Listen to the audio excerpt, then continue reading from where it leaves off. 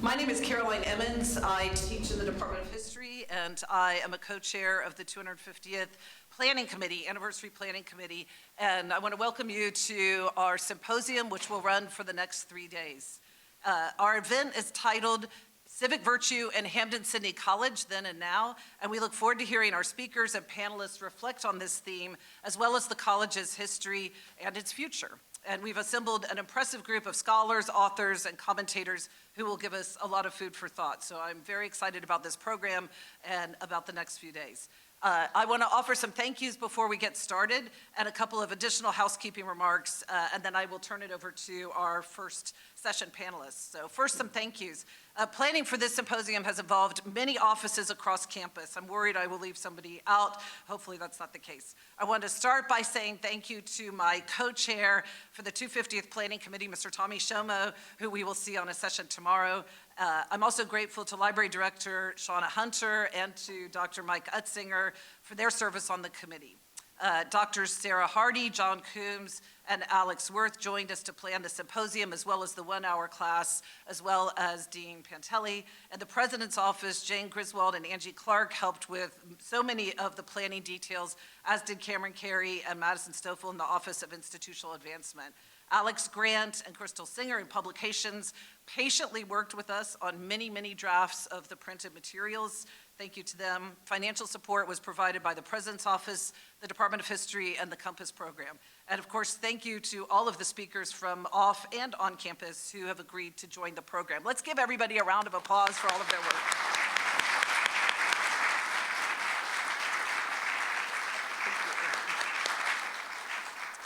Just a couple of additional sort of logistical details. The symposium will run today, tomorrow, and Thursday. All sessions will take place in this room at 4:30 and at 7 p.m. These sessions are being streamed and will be archived on the anniversary website, 250.hsc.edu, where you will be able to watch them again and again. With your program, you should have also gotten, as I said, a sticker, but if you did not get one, please see me afterward. Some of you are aware that we had a grant to write a series of pamphlets on the college's history, and those pamphlets are in process. 4 of them are done, with 2 to come, and I did bring a small number of those available if you would like to pick one up. I'm not sure if looks like there are a few left over there, and there will be a few more tonight, so that will be an incentive for you to come early to snag one of those pamphlets. If you are not able to do that, then once all 6 pamphlets are finished in the spring, they will be available to you for sale in an attractive box set. So you can look forward to that next spring. And with that being said, I would like to invite my colleague, Dr. Alex Worth, to the table, to the lectern for a quick introduction. So. I don't want to steal any of the speakers' time. I'd like to introduce them as briefly as possible. So thank you for coming to this first session. We have 2 wonderful panelists today, Dr. Mike Utzinger and Dr. John Ragosta. Dr. Utzinger is my colleague here at Hampden-Sydney in the Department of Religion, where he is our resident religious historian. He holds degrees from Valparaiso, Yale, and UVA. He is the author of many publications, including his book, Yet Saints Their Watch Are Keeping. Dr. Ragosta is a graduate of Grove City College, where he has impressively a background in physics and chemistry, as well as multiple degrees from UVA, including a PhD and a JD. So he is a lawyer as well. He is the author of many publications on religion and religious history, including works on the consequences of Thomas Jefferson and Patrick Henry, and his most recent book is again another one about Patrick Henry. So thank you, gentlemen. We look forward to your discussion. We were given directions. I can now hear that it's working. So welcome, everyone. I wanted to give you just a quick sense of how we are going to go forward. Really, you're here to hear Dr. Ragosta. And so the goal that I have is to ask a few questions, to do it more in a dialogue style. I think that there'll be plenty of lectures, and they don't all have to be lectures, right? And so this will be maybe a faux podcast. I'm not sure. We can decide if that's the case. In any any case, John, I wanted to begin by asking you about your work. The panel tonight, or this afternoon, is about religious dissenters, the role of religious liberty, disestablishment of religion. And so I wanted to ask what got you interested in your work talking about religious dissenters? Well, thank you, Mike, and it's such a pleasure to be back at Hampden-Sydney. I actually came about this in a backward sort of way. I had practiced law for about 20 years and went back to school to get my PhD. And at the time, I was living in Culpeper, Virginia. And I wanted to do my PhD on the Culpeper Minutemen. Classic yeoman farmers, dropped the plow, picked up their muskets, walked 175 miles to Norfolk to win the Battle of Great Bridge, the first significant battle of the Revolution in Virginia. But as I did my research, I came across a Captain William McClanahan. Captain McClanahan, captain of one of these companies, it turned out, was also a Baptist minister who was jailed in 1773 for preaching without a license. And I knew that Virginia technically had an established church, but historians had told us the establishment was mild, it wasn't very significant. William McClanahan probably thought differently, having suffered jail time. And so my research changed. I wanted to know, why would someone who is thrown in jail for preaching be willing to pick up a musket and defend the state run by the same people who had persecuted him? I mean, that's great. Now, for other folks, maybe it's worth asking, we use the word dissenters. I already said it. I'm not sure that everyone in the audience knows who a dissenter is. So who falls into this broad category? Everyone. No, it's not. The Anglican Church, the Church of England, is technically the state church in Virginia. And that means if you're not Anglican, you're Baptist, you're Presbyterian, those are the two largest groups, Quaker, Lutheran. There's a few Catholics, a few Jews. Anyone who's not Anglican is technically a dissenter. And this is significant. It's significant legally, it's significant economically, it's significant socially. Economically, everyone pays a tax to support the Anglican Church and to give the Anglican minister a glebe, a farm. So if you're Presbyterian and Baptist, you're paying a tax to support the Anglican Church. For most people, this is the largest tax they pay to support the Anglican Church. Beyond that, you have to be married in the Anglican Church. If you're married by your Baptist minister or Presbyterian minister, you're not really married. Your children are technically bastards, which has legal consequences. The Anglican Church has civil authority. So the Anglican Church, for example, is responsible for orphans. If you are Presbyterian and you die and you leave orphaned children, the Anglican vestry will see to it they're raised in a good Anglican home. And so we've been told by history that this establishment was relatively mild, but that's not the way it looks to the dissenters. Now, Prince Edward actually had a majority dissenter population, which is just worth noting when you're looking around here. The parish was St. Patrick's Parish.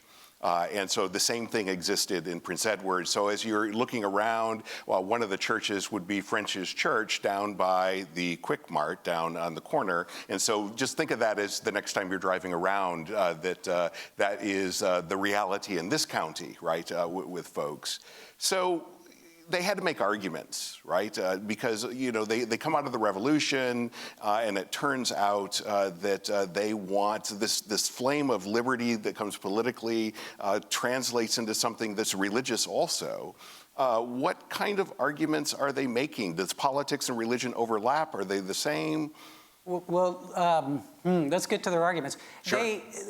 They're being discriminated against. That discrimination turns to persecution, because we continue to get more Baptists and Presbyterians in spite of the fact that the Anglican Church is the established church. And so when I say it turns from discrimination to persecution, these Baptist ministers, these Presbyterian ministers are being, in one case, they're chased by hounds. And it sounds a little Disney-esque, but if you've ever seen a pack of foxhounds, I mean, it's vicious. They tree a minister. They're having rocks thrown at them. Shots are being fired at them. They would sometimes, Baptists in particular, would hold an outdoor baptism down by a river, and people would ride through on horseback, horsewhipping people right and left, especially if there are enslaved people present. So they're being physically attacked. There's one instance where at one of the meetings, a hornet's nest is thrown into the meeting house. If you ever dealt with hornets, you get an idea what that is. There's another case, and this is a great historic question. History tells us, and this is all that history says, a snake was thrown into the meeting house during a prayer session. That's all that history tells us. I'm telling you it was a copperhead. Because these are 18th century farmers. You throw a black snake into the church. Somebody says, why is there a black snake here? And I throw it back out. It was a copperhead, I believe. We don't know that. So this attack. And then in 1768, they start to arrest them because in spite of the persecution, in spite of the discrimination, we're getting more Baptists and more Presbyterians. So they start to arrest them. In Spotsylvania County in 1768, 4 Baptist ministers are arrested for preaching without a license. They would say, my license comes from King Jesus. So they wouldn't get a state-sponsored license. They're dragged to jail singing hymns. In jail, they would be persecuted. James Ireland, a Baptist minister in Culpeper, Virginia, was preaching from his jail cell. They thought Paul gave this great example. So they're preaching from a jail cell, which was partially below ground. He's looking up at the jail window. Someone comes and urinates in his face. John Weatherford in Chesterfield County is preaching from his jail cell, his arms outreached in prayer. Men come from the right and left with knives and cut his arms. He carries the scars to his grave. So you ask, what are their arguments? We think, well, this is a violation of liberty. Why would you do this? This is not America, right? That didn't seem to matter. Up through the war, they're filing petitions, and those petitions are not asking for equality, they're not asking for religious freedom, they're asking, please just stop persecuting us. But, and this gets to, I'm sorry to get to your question, Lexington and Concord happens. And suddenly, you mentioned that there are plurality or a majority in Prince Edward County, suddenly, that 20 to 33% of the population that are dissenters, we don't have exact numbers, we need those guys. And we especially need those Scotch-Irish Presbyterians from the Valley. Why do you need the Scotch-Irish Presbyterians from the Valley? Those are the guys with the long rifles who can hit a squirrel at 100 yards.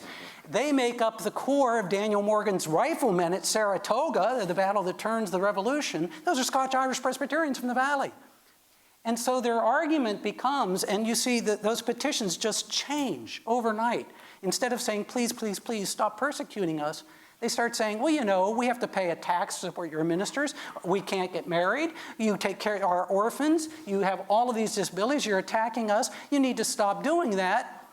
These things granted, we will always join our brethren in the fight for liberty. This being done, we will always join. And so they make it clear. Now, what would have happened if this hadn't happened, we don't know. But they're basically saying, look, you want us to join in the fight for liberty against Britain, well, what about us? And so then throughout the Revolution, you get this back and forth. In 1776, the Anglican tax is eliminated for dissenters, suspended for Anglicans. It's ended in 1779. 1777, they're granted the right to have chaplains that will be dissenters because all the chaplains have been Anglican. And we get this back and forth throughout the Revolution. And the argument, they're making the theological arguments. They're making the philosophical arguments. But at the end of the day, during the war, it's you want us to support the war, you have to grant us liberty. Well, it's interesting, given that date. I think Jefferson. By the way, I'm totally off script now, so just so you know, Jefferson, puts forward a bill for religious freedom in 1779, and it fails. So, how it seems as though there was momentum. What stalled that? Well, it is important. Jefferson's bill is first introduced in 1779. It's tabled because they don't want to have this fight. And in fact, the Anglicans are also filing petitions. And the Anglicans are saying, let's deal with this after the war. And Jefferson famously writes, he says, we can't wait till after the war. After the war, everything will be downhill. Because Jefferson understands the war is what gives us leverage to get these reforms. But it's tabled in 1779. But then after the war is what gets really interesting, because after the war, there had been reforms. The tax had been eliminated. Marriage had been partially liberalized. The civil control of orphans and poor relief had been partially liberalized. but there are still some restraints. And so the question is, what do you do after the war? And, some people said, well, let's just finish the job. The Baptists and Presbyterians are still saying, give us full liberty. We need to eliminate all these restrictions. Other people say, the war hurt religion, not uncommon. People aren't going to church. We've lost a lot of ministers. We really need the government to support religion.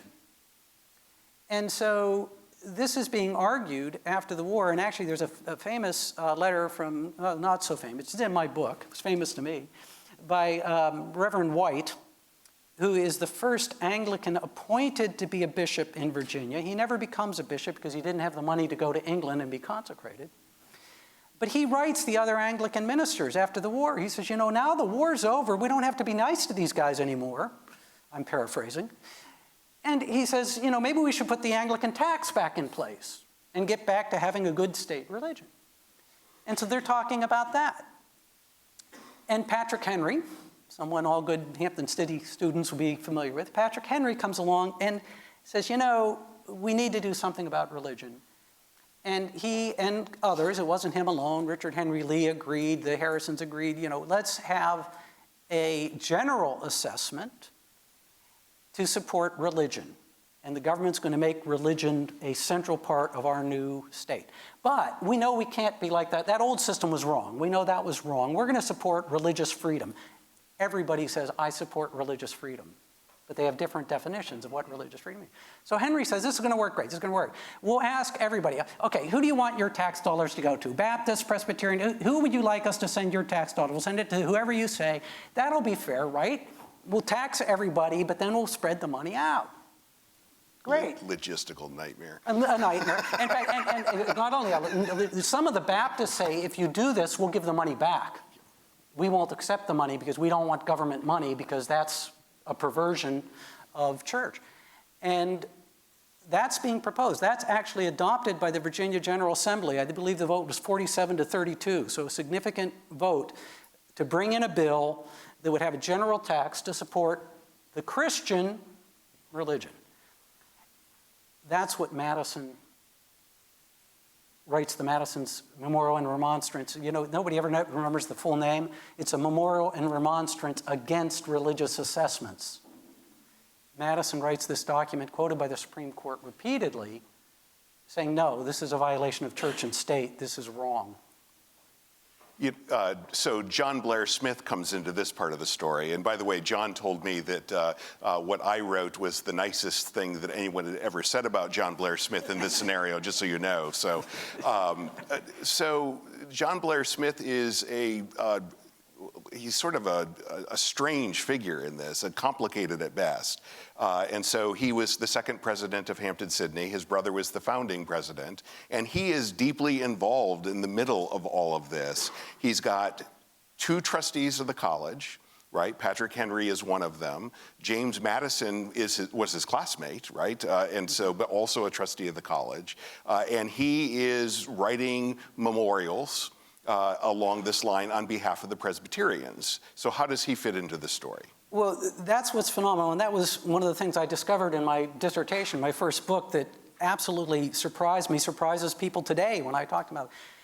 The Supreme Court quotes James Madison, because he's James Madison, we like Madison. Memorial and Remonstrance. The Memorial and Remonstrance had about 1,500 signatures when it was sent to the General Assembly. There were two petitions that were written that had far more signatures than the Memorial and Remonstrance. One was the Baptist Spirit of the Gospel petition, and the other is the Presbyterian Bethel petition. It's primarily the evangelicals. Now, these are deeply religious people. These are 18th century Christian evangelicals writing the General Assembly saying, you have no business giving tax dollars to churches. We demand a separation of church and state. Now, John Blair Smith gets wrapped up in this. It's a little bit more complicated for him that in 1784, when Henry's Law is first proposed, and it looks like it's going to be adopted, there is initially a petition from the Hanover Presbytery that is believed to be written by John Blair Smith, although you point out William Graham may or may not have had a hand in it. And that petition in 1784 says, well, you know, we don't like this idea of a religious tax, but as long as you do it fairly, I think he says on liberal terms, as long as you're not interfering too much with the church, okay. Now, a couple interesting things about that petition. Some conservatives in the Supreme Court and some conservative academics love to cite that November 1784, John Blair Smith petition saying, okay, religious tax is okay.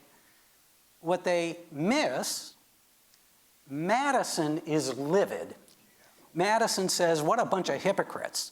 All through the war, the Presbyterians were telling us government had to get out of religion, we had to have true freedom, and now, since they're going to get some money, they're willing to take the money. The other thing they miss is that the Presbyterian people, the congregants, and the rest of the clergy were equally livid.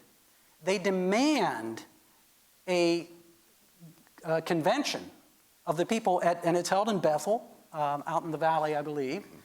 And at the Bethel Convention, the clergy and the people vote unanimously to reject the November 1784 John Blair Smith petition, saying, well, we guess religious, and say, no, you can have no religious assessments. It's a violation of religious freedom to get government involved in religion. And so when the General Assembly comes back into session in November of 1785, it's reported the table literally groaned under the petitions.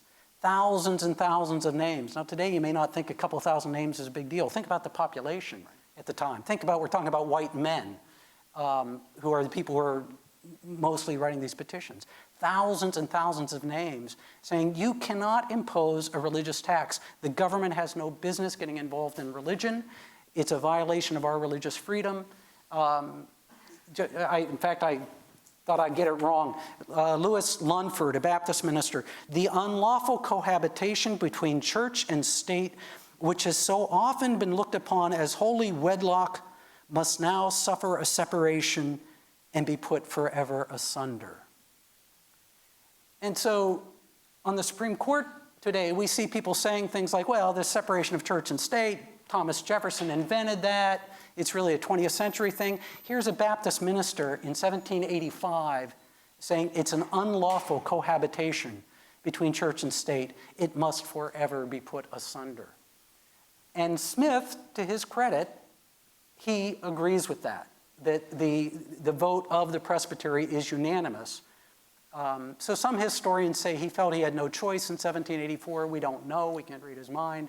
But by 1785, the Baptists and the Presbyterians and many Anglicans, Jefferson and Madison, after all, are raised Anglican, nominally Anglican. Henry is nominally Anglican. Come around to the idea that, no, we've got to get out of the business of having government involved with religion. Well, and Smith actually argues the case, right, publicly in the end. He wouldn't have had to do that, it seems. No, when you read my dissertation, if we have history students in, doing a dissertation is an interesting exercise. What I read was all of the religious petitions that have been filed with the Virginia General Assembly over about 10 to 20 years, which means, first of all, you have to be able to read longhand. And I sat with these petitions and read through them. And Smith, but all of them are remarkable. You're reading, again, these are deeply religious people. These are evangelical Presbyterians and Baptists. And there's a few Lutherans. And I always talk about the Baptists and Presbyterians because that's by far the vast majority of the dissenters. Writing over and over again about religious freedom, about how wrong it is to get the church involved with the government. They would say, I mean, in these petitions, they'd be saying, it corrupts both. Mixing church and state corrupts both. It corrupts the church because the church forgets who their leader is. And they'll say over and over again, Jesus Christ has told us how we run the church, not the government. And it corrupts the government because the government starts worrying or starts using religion. James Madison refers to it as an unhallowed perversion of the means of salvation. And I'm reading these, and I'm thinking, wait a minute, these are the evangelicals. Yeah. This doesn't sound like what I'm hearing today from the Southern Baptist congregation. and one of the great things when you do a dissertation, you're supposed to come up with something new. It wasn't hard for me to find something new. These people, like Smith, like William Graham from Liberty Hall in the Valley, were deeply devoted to the idea that we need to be separated. And Liberty Hall became Washington and Lee University, just so you all know. It is interesting because it's hard to imagine somebody who's an evangelical Baptist, and I don't mean today, I mean then, having common cause with somebody like Thomas Jefferson. So how did those arguments work together? Well, there's actually, and I can't remember the gentleman now, I just did a program at Montpelier, Madison told me there's somebody who talks about Jefferson. He's a Presbyterian minister in the 19th century, and he says, we are being told that the evangelicals didn't really support Jefferson because he was an outsider. He was accused of being an atheist. He's not really an atheist, but he is rather abnormal in terms of his religion. And this person said, they misunderstand history. We absolutely supported him. When I talk about Jefferson and religion, I teach the guides at Monticello about Jefferson and religion. I say, people look at what he says about religion and church and state, and historians often talk about he has political reasons, what we've been talking about. We have political reasons. We need these people to support the government. We don't want fighting among the different religions. He has philosophical reasons. I have sworn upon the altar of God eternal hostility of tyranny over the mind of man, every form of tyranny over the mind of man. What I think they miss is that I think Jefferson also had a religious and a theological reason. And it's the same theological reason that the Baptists and the Presbyterians have at this time. 18th century evangelicals, what's the central element for 18th century evangelicals? You have to have a personal relationship with God. And if I'm going to have a personal relationship with God, that means no pope, no bishop, no government interfering with that relationship. So John Leland, get to the Baptists instead of the Presbyterians. John Leland, one of the great Baptist ministers, 18th century Virginia, becomes famous later in history. He's the one who makes the mammoth cheese, gives the 1,500-pound cheese to Thomas Jefferson, because everybody needs a 1,500-pound cheese in their living room. He writes, and again I'm paraphrasing, he says, look, when I go to the judgment seat and I stand before my maker, if the government's going to send an attorney to represent me, then the government can be involved in religion. If not, if I stand before my maker and myself, then the government needs to stay out. Because it was critically important to these people. He also would say, we do not want people to think we are religious because of the loaves and fishes. Okay? We want people to think we're religious, because we have a relationship with God. If they think we're religious because the government is giving us something, because the government is saying, oh, good Americans are Christians, because the government is issuing a prayer proclamation saying people need to go to church this Sunday, then people say, well, you went to church because the government told you to do it. And Leland says that's a perversion of what the head of the church, Jesus Christ, always intended. So, to your question, there's a remarkable, they're coming from very different places. And Madison, for example, does not like the Baptists. He talks about the enthusiasm of the Baptists, and that kind of thing really upsets James Madison. Enthusiasm is not his thing. And but coming from very different directions, and I think for similar reasons, they come to this conclusion that no, we all agree we need a good government, we need religion, but let's keep them this way. Jefferson made a comment. There was a revival on campus at Hampden-Sydney that began in 1787, and Jefferson writes that he can't believe, and that's under John Blair Smith, that he can't believe that Hampden-Sydney is going to nothing because of this frenzy, right? I mean, he's just appalled at that form or style of religion. But at the same time, it's that person, they're both interested in a personal engagement. Right, conscience. And so you have to the other thing that's interesting, I had a chance to read the pamphlet, and one of the things that's occurring, at least to the Smiths, Hogue may view this differently, is the idea, and this is very Jeffersonian. Jefferson studies comparative religion. Now, Jefferson is in fact not a very good theologian, but he does study comparative religions. And he says, you know, I look around the world and Judaism and Islam and the Greek religions and the Christian religions and Catholic, and again, he's not very fond of Catholics, but he says, you know, they all share the same ethical obligations and the things that Smith was talking about the human rights. You don't lie, you don't cheat, you don't steal, you don't kill people. He says, everybody shares those. Jefferson does have a way with words. He says, oceans of human blood. Oceans of human blood have been spilled in religious wars over dogmas that don't matter. Because you can be a good citizen regardless of what your religion is, because humans share these ethical requirements. So today, you know, I was asked when I was at Montpelier, you know, people who are concerned about morality and virtue, and John Adams says that this is a country built for moral and virtuous people. Well, how can you do that without religion? Right.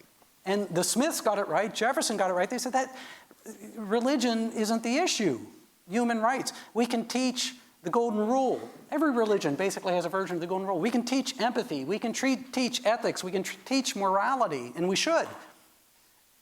You know, you want to be a good man and a good citizen, Jefferson and Adams and the Smiths would agree. You need to be virtuous and moral. And do you need to be of any particular religion? Jefferson at least would say, nah, that's not the issue. Well, Samuel Stanhope Smith actually went so far as to say that dogmatic formulas and the like were the scourge of liberal education. I mean, he was very clear that that was deeply problematic, and wrote that to Jefferson, in fact. Yeah, and Jefferson, you know, when Jefferson later in life has his correspondence with John Adams, it becomes friend, and he likes picking on John Adams. You have to read the letters. There's a little subtle picking on John Adams. And he and Adams are arguing at one point about another great 18th century religious question. Is the world materialistic or is it spiritual? And the materialists believe that everything in the world is ultimately matter. It's atoms, it's, you know, muons and bosons. And the alternative is that there's spirit, and that spirit is somehow separate from matter. Jefferson writes, and Adams is saying he believes in the spirit. Jefferson writes him and says, I'm a materialist. I believe everything is matter, that what we think of as the soul, God enervates matter. And Jefferson, by the way, does believe in God. He is a theist, not a Christian, but he's a theist. He says, you know, but everything's matter. But, and this goes to your Smith, he says, but you know, at the end of the day, it doesn't matter. I rest my head on the pillow of ignorance, which God has made so soft, knowing how often we will need to use it. and so he says, these dogmas, he said, you know, we can argue, is the world material, is it spiritual? He said, that doesn't matter, because we share this belief in human ethics. Well, so one of the questions I think when we're talking about a symposium on civic virtue, does religion have a role for these folks in the idea of civic virtue? Does it not? What would that look like, or does it at all? Okay, now, yes is the simple answer. I am not a minister. I'm not here to preach. But there is a common view in the 18th century that government needs virtuous people. There is a common view that religion promotes virtue. There is a common view that we therefore should promote, we have to define the we, should promote religion. But what Madison and Jefferson and these people say, but it's not government. So Jefferson, for example, I said he's not at all what you would consider, we could get into his beliefs, but what you consider a Christian. In 1820, Jefferson comes back from the White House in 1809. He's living at Monticello. He often goes to church. And you know, maybe I should, when I say, I've said he's not a Christian. He doesn't believe that Jesus is divine. He doesn't believe in the resurrection. He doesn't believe in original sin. He doesn't believe in atonement. He doesn't believe in the miracles in the Bible. If I gave you that list about anybody, you'd say that person's not a Christian. But he, like Benjamin Franklin, very similar, believes in the value of religion in building community, encouraging ethics. So Jefferson, there's church being held down in the county courthouse in Charlottesville because there's no church in Charlottesville at this time. And they would take turns every Sunday. So one Sunday it'd be the Anglican minister, the next would be the Baptist minister, the next would be the Presbyterian minister, and they would take turns. And you know, it's like when you see these schools that are being used for church services on a Sunday morning because they're not being used for anything else, so that was fine. And Jefferson would sometimes go to church, and he'd sometimes go to the Baptist, he'd sometimes go to the Presbyterian, and it didn't seem to matter much. Well, as you can imagine, among ministers, they decided in about 1820 they wanted to build a church. We should have a church. And we're going to build one church. We'll keep doing what we're doing. We'll share it among the different religions. Well, that fell apart pretty quickly because the Methodists didn't want a church because they were itinerants. They wanted to, you know, preach to the people. And then the Baptists and the Presbyterians and the Anglicans started arguing about what kind of church they would have. And so they decided to build 3 different churches. And I used to tell people, and actually when I wrote my first book, I got this, I didn't get it wrong, but I didn't get it completely right. I pointed out Jefferson gave money for each one of those churches to build every one of the Baptist and the Presbyterian and the Anglican church. He believed in the value of religion as long as it's private. I mean, he viewed government religion as an oxymoron. What I missed when I went back and looked at his memorandum book is he gave $200 to the Anglican church, $60 to the Presbyterian, and $20 to the Baptist. So he's raised Anglican. I mean, that family tradition is still important to him. He was not an Anglican, but and he viewed the value of Anglican sort of a rational, what's the term we use for the mid-18th century Anglican? Latitudinarian. Latitudinarian, yes. You know, a rational Anglican religion was going to be good for the people. So he gave them $200. He gave the Baptists with that enthusiasm only $20. So yes, this is one of the things that I think is missed, and I think it's dangerous what happens because we miss it. Separation of church and state is not anti-religious. Too many people see it as anti-religious. I think some people find it convenient to make it anti-religious. Jefferson always understood there would be a very vibrant religion on the other side, the private side of the wall. And he had no objection to that. He supported that. He gave money to that as long as it was private. Before we open it up for folks to ask questions, maybe how are we doing, Caroline? Oh, good, great. Maybe a last question, which is, what do you think the dissenters that we began this conversation with, what would their message be to us here so far into the future? Well, you know... By the way, I didn't ask him that on the list either. That's all right. That's all right. No, that's not why I'm hesitating. I'm hesitating to see how much trouble I'm going to get in. You know, we're living in a difficult time. We're living in a time of many people supporting Christian nationalism, saying that, no, this is a Christian nation, it needs to be a Christian nation. Some of those statements are vicious about people who are not Christian, who are not adequately Christian. And, you know, who gets to decide? Some of you, the students in particular, are too young. I remember when Mitt Romney ran for president and people said Mormons aren't Christians. So we live in an era of Christian nationalism. What we've been discussing, history tells us that that is an incorrect understanding of history. That's not what they were doing. That's not what they were trying to do. That's not what they thought they were creating.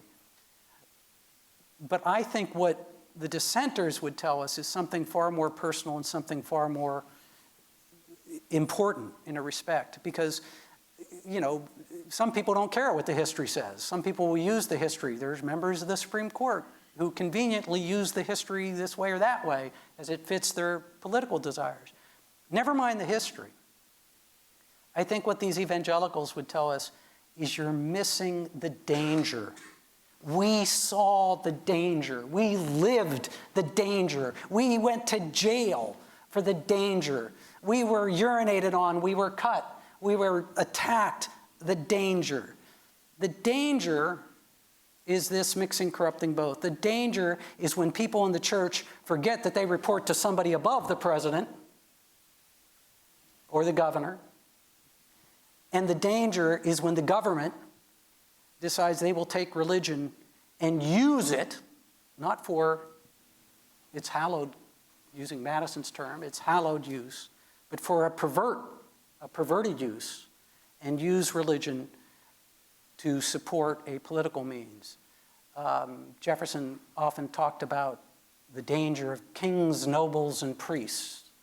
And he's talking about aristocracy. Jefferson says the people need to control. The people need to have the authority so that kings, nobles, and priests do not, kings, appropriate this week, do not control us.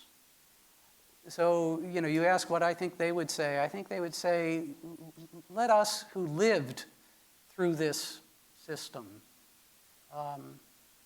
tell you something about what happens when you mix church and state. Well, let's have a round of applause, and then we'll open up for some questions.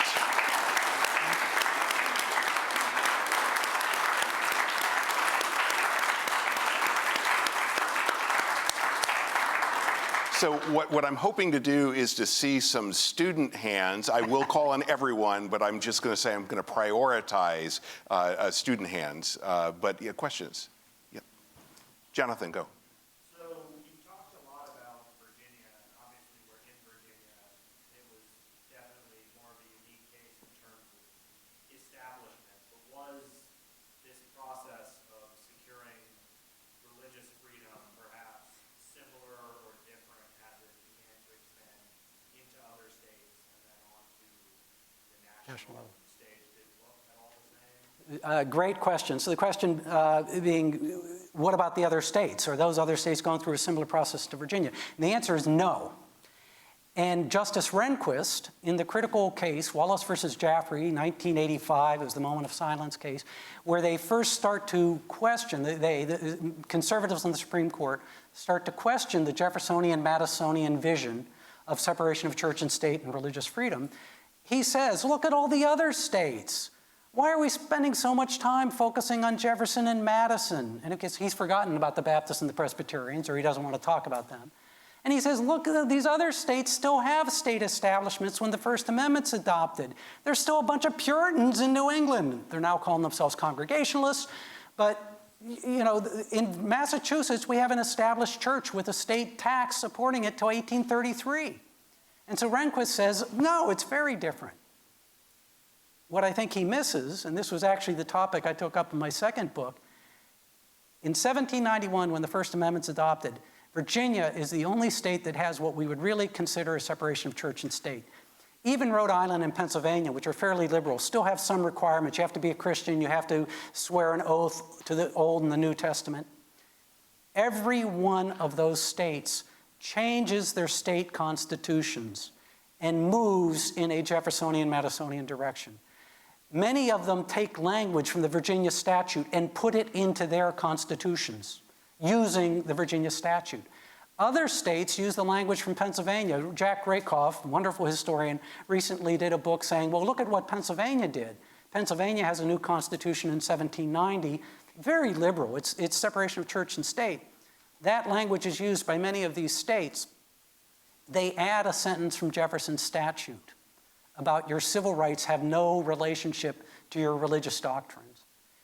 So by 1879, the first Supreme Court case that really takes up the establishment cause, it's the Mormon polygamy case, fascinating case, Reynolds versus United States. The Supreme Court says unanimously that Thomas Jefferson's statute, Madison's memorial and remonstrance, and the Danbury Baptist letter calling for a wall of separation between church and state define, that's the Supreme Court's term, define religious liberty. So no, it's not at all the view. Again, every one of the states would say, we support religious freedom. But what that means matures over time to take on this Madisonian, Jeffersonian, dissenter view. And now we've been arguing about it for 200 some years. Daniel, you had a question? Yeah. So you talk about this sort of agreement, for lack of a better word, between the Anglicans and the Dissenters, where the Dissenters will fight in the Revolution in exchange for sort of greater religious freedom. Can you speak on how explicit that agreement was? It's a great question. So how explicit is it? I'm saying that there was an agreement, there was a negotiation. Can you really prove that? Again, when you're doing a dissertation, this is a fascinating, because I'm thinking, gee, this sort of looks to me like these guys are negotiating for this. And there's all these petitions, one after the other. I advise you could read my book. This granted, this being done, we will always support the union. What really put it over the top for me, and this is being done in 1775, 1776. In 1777, the Anglicans respond. And what's fascinating is the Anglican petition is printed because they're Anglicans, they've got money. All the other petitions are handwritten. The Anglicans respond and say, you really shouldn't be dealing with this religious freedom question when the war is going on. We got a war to fight. We got Britain to fight with. Let's deal with this when the war is over. We don't want to do what those dissenters are doing, which is threatening not to support the war effort if they don't get their way. And I thought, yeah, they're right. The Anglicans see what's going on. So there's never going to be an express agreement. And what makes it very difficult, also interesting point for the history students here, one of the other reasons why historians have missed this is after the war, so the war's over, we won the war, we're free, yeah, great. After the war, the Baptists and the Presbyterians deny it because we all were just patriots, right? We were fighting for liberty. And so the Baptists, during these battles over the general assessment, are saying, well, of course, during the war, we didn't want to press our case and demand religious freedom. And the Presbyterians say, we didn't, during the war, insist upon our liberties. Well, bull hockey, I've read the petitions. But they're histories, so then you get these early denominational histories, and they all want to deny that they ever demanded religious freedom as their price for support, because then you're blackmailing the patriots, right? So it's never going to be quite express, and people are certainly free to disagree, but when I went through all of these petitions and sort of the history and the progression and the Anglican response, I think it's pretty clear. Please. My question's a little bit more philosophical than historical, but we gain freedom by having a separation of church and state, but at the same time, are we losing something else as a nation? It's good. So do we lose something with separation of church and state? I think I would say no, but okay, why do you say that? I'd say no for a couple of reasons. First, we should not confuse separation of church and state with the issues of morality and ethics. Of course, we're all going to be moral, and we want people to be moral and ethical and virtuous. Second thought, and so I've got a couple of random thoughts which may get around to this. Second, have you ever gone to church in Europe? Nobody goes to church in Europe. I've been to church in Europe. The churches are empty. The churches are full in the United States, less now than they were 20 years ago. But the United States has far more religious people, far more people going to church. Why is that? It's because we have a free market for religion. The economics people here will point out the value of a free market. Because when the government tells you this is the right church, that restrains people. The third element that I would point out, and this is the most complicated with this problem of separation of church and state. And one of the things, I think that people attack separation, I think sometimes by mistake, I think sometimes intentionally, and say, well, the implication is we're not going to have leaders who are bound by religious convictions. And Jefferson and Madison and the evangelicals obviously don't believe that. They say, look, obviously people are going to be religious. Obviously we want officers of state. We want legislators who are going to be moral and ethical people. So how do we then square that circle with separation of church and state? Let's go back to Jefferson. Jefferson, in both of his inaugural addresses, again, very religiously unorthodox person, in both of his inaugural addresses, he prays. He talks about the holy author of our creation. He talks about the God, the driver of the universe, using very deistic language, but he prays. In 1808, he receives a letter from Presbyterian minister Samuel Miller. The country is in a crisis. We're on the verge of what we know is going to become the War of 1812. People are being seized on the high seas. And he says, we need a day of prayer and thanksgiving. We need the President of the United States to issue a proclamation calling people to prayer and thanksgiving. Washington did it, Adams did it, we want you to do it. Madison does it later, by the way, and later in life says that was a mistake, I shouldn't have done it. We want you, Thomas Jefferson, to issue a prayer proclamation. Jefferson says, I can't do it. The First Amendment prohibits that. If you want a prayer proclamation, go to your ministers. Daniel Dreisbeck, who's a professor at American University, says Jefferson's being inconsistent. These are virtually indistinguishable. He obviously didn't think so. The distinction and why I don't take seriously this concern about you're going to drive religion from society, you're going to drive religion from people. Jefferson is saying very clearly, a public official can pray, even publicly. They cannot pray officially. Okay, now think about that for a minute. You can pray, even publicly. You can't pray officially. So, President of the United States exits the White House. We have a Jewish president someday, and he exits the White House on a Friday afternoon, and a scrum of reporters are there, and he says, I'm going to synagogue, you all have a good weekend. That's what a religious person would do. Very different from he comes out with a press release on White House stationery saying everybody needs to go to synagogue this week, and he hands it out, and he stands in front of the cameras, and he says, good Americans are going to go to the synagogue this week. So, the separation of church and state, implicit in your question is, don't we lose something very valuable that religion can bring? And again, I won't get into my own religious views, but isn't there something valuable lost? And I think what these people are telling us is no, you don't lose it at all. St. George Tucker, famous legal person from the early 19th century, he writes the first American edition of Blackstone's Commentaries, the leading sort of legal treatise of the era. And he says, of course we're going to expect government officials to be religious, but they can only lead by example. They cannot use their office to promote that religion. So do we want government officials to lead by example in religion? Sure, but not officially. But it's difficult. James Madison says there will be times when it's difficult to discern that line.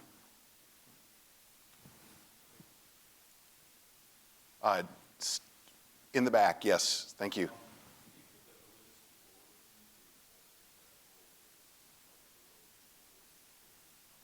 Wait a minute, I'm missing a bit. Can you stand up so we can hear you? Yeah, I'm sorry.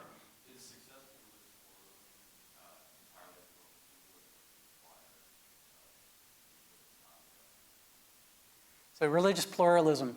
It's a good question because it's an important question. The most recent Supreme Court case on religious freedom, I think one of the footnotes said there are today 374 different religious groups in the United States. And this is one of the problems I have with the idea. One of the things that some of the more conservative justices in the court are pressing is that, okay, we cannot choose a religion. We cannot have an official religion, but we can support religion generally. Well, how do you do that when we have 374 religions? When you have a free market of religion? And who gets to decide what is a religion?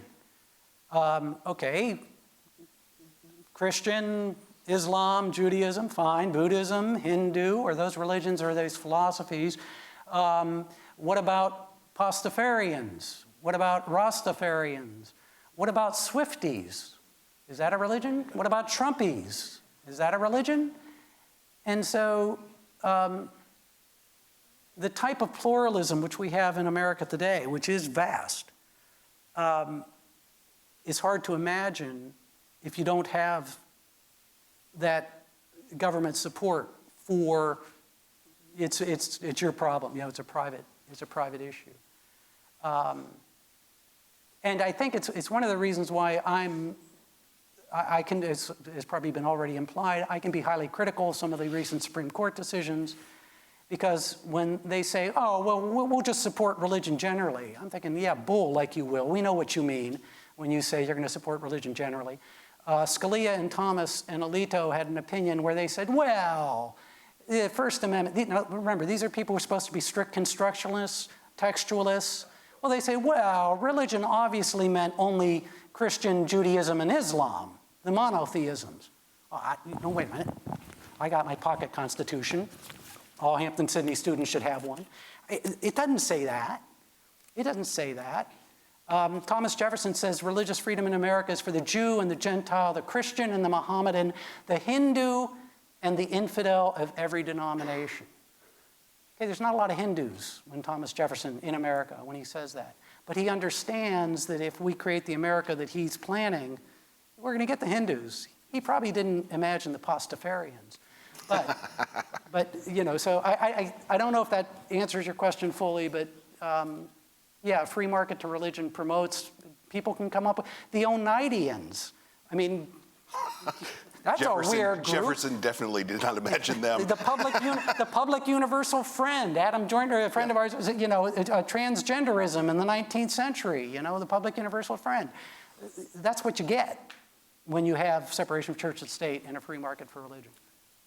By the way, the Oneida community, what's left of them are your flatware, just in case you're curious. Look that up it's on those Wikipedia. guys. Yeah, same folks. So how are we doing? One more? Okay, one more short one. Folks up around the top, have I gotten, how about, I'm not forgetting any of you? No?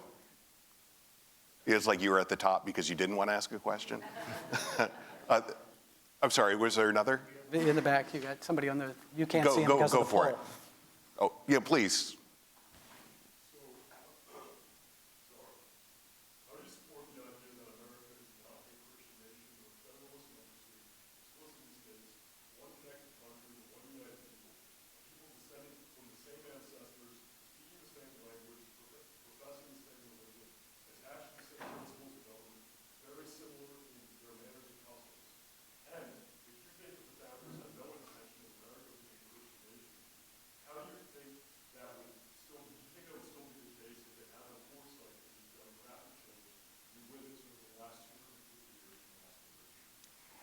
The simple answer to the last question is yes.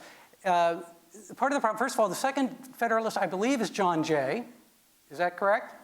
So this is a reason why he doesn't write very many of the Federalists. But let me take it a little further for you. Alexander Hamilton, in 1801, 1802, creates the Christian Constitution Society. But Hamilton does that because it's very important politically. He's using Christianity. He's doing that unhallowed perversion that James Madison was talking about. He's using Christianity as a political tool to try to reinvigorate the Federalists against the Democratic Republicans, an unhallowed perversion of the means of salvation. But the problem with the Christian nation debate and with the John Jay quote, what do you mean, Christian nation? What does that mean? William Swan Plumer, I believe, he's a Presbyterian minister, famous Presbyterian minister from the early 19th century, says, he's asked about a Christian commonwealth. Is the United States a Christian commonwealth? And I'm going to have to paraphrase, I probably have the quote somewhere, but he says, if by that do you mean most of the American people are Christian, which by the way may not be true in another 20 years, but at that time it was certainly true. He said, if by that you mean most of the people who are Americans are Christians and profess the Christian religion and try to abide by the Christian religion, I don't disagree. He said, yes, we are a Christian commonwealth in that sense. However, if by that you mean that they receive any privileges, any rights, any sanction different from anyone else, including any infidels or atheists who may be among us, and I think he says, if there are any, he says, then I disagree. John Leland, that Baptist minister, says the idea of a Christian nation should be exploded forever. Because if all of the people in the nation were saints of God, to call it a Christian nation as a governmental unit is to forget who the true leader of the church is.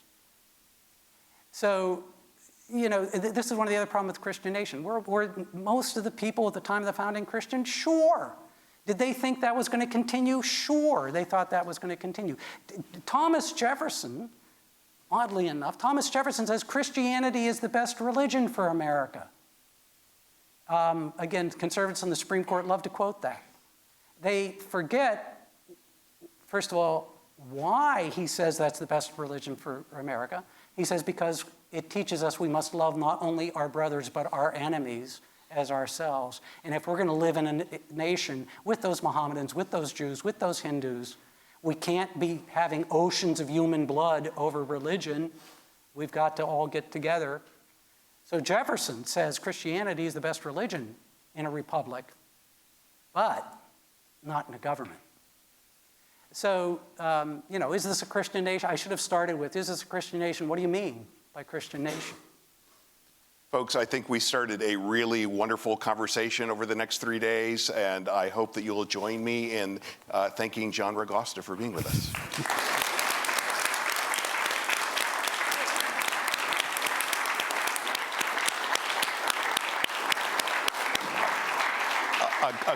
A quick reminder to come back at 7 o'clock for Alan Taylor. It'll be a wonderful talk, and we will see you soon.